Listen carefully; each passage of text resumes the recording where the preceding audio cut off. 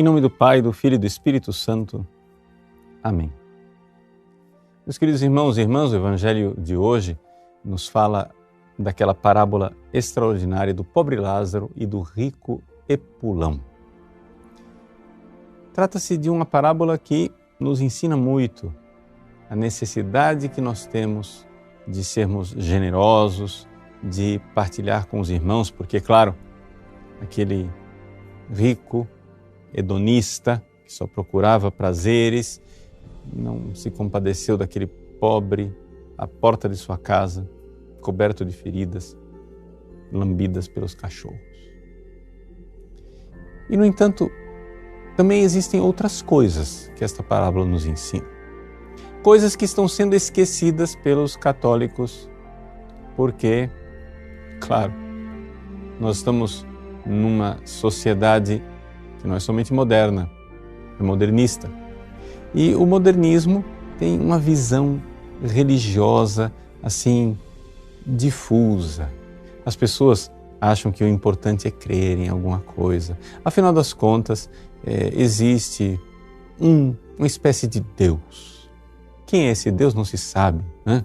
Quem sabe é a força de Star Wars ou alguma coisa que o valha. O que é Deus?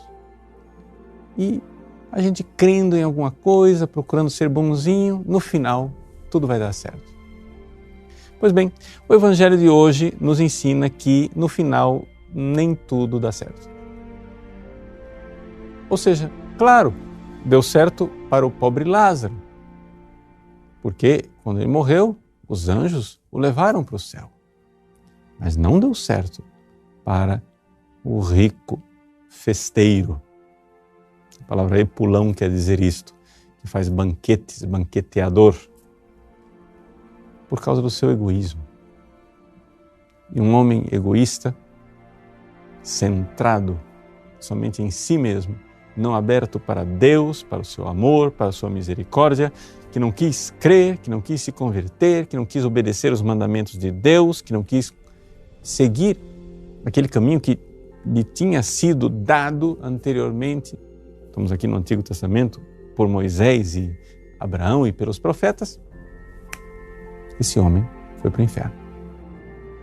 Então, aqui vem os pontos que a nossa sociedade moderna e modernista não quer aceitar. E, no entanto, faz parte da revelação cristã, faz parte dos dogmas mais importantes da fé católica.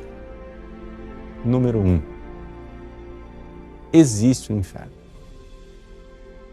Sim, existe um lugar eterno de tormentos, onde estão Satanás e todos os seus demônios, e são milhões e milhões, bilhões e bilhões de anjos que se revoltaram contra Deus e lá serão punidos para sempre. Neste inferno, nesse lugar de tormentos, nesta situação de punição e castigo eterno, também existem seres humanos. E provavelmente não são muito pouquinhos, não. São realmente muito numerosos. E como que o Senhor sabe disso? Bom, o Senhor disse, muitos tentarão entrar e não conseguirão. E por isso o Deus de bondade, Deus que se fez homem, Deus que se fez um de nós, o amor que se fez carne, Ele veio contar para nós essa parábola e isso é uma grande misericórdia dele.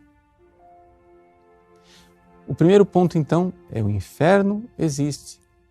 O inferno é para sempre. O inferno é um lugar de tormentos e castigos eternos.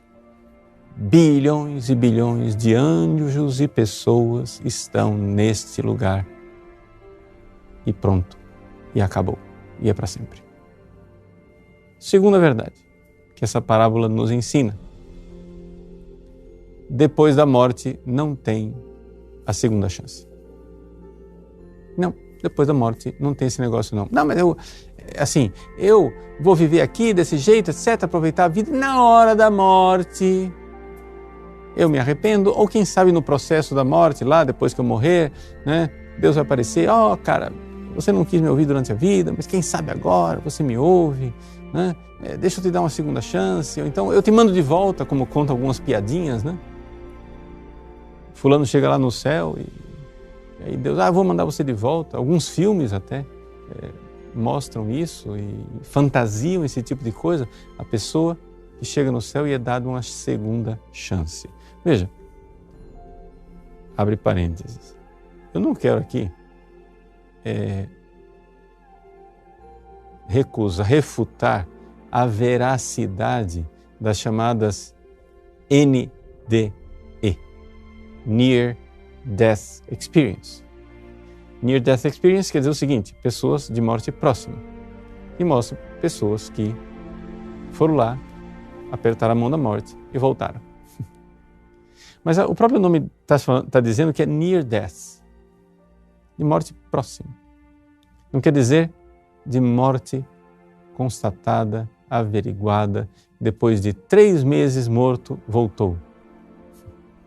Não, é alguém que estava morrendo.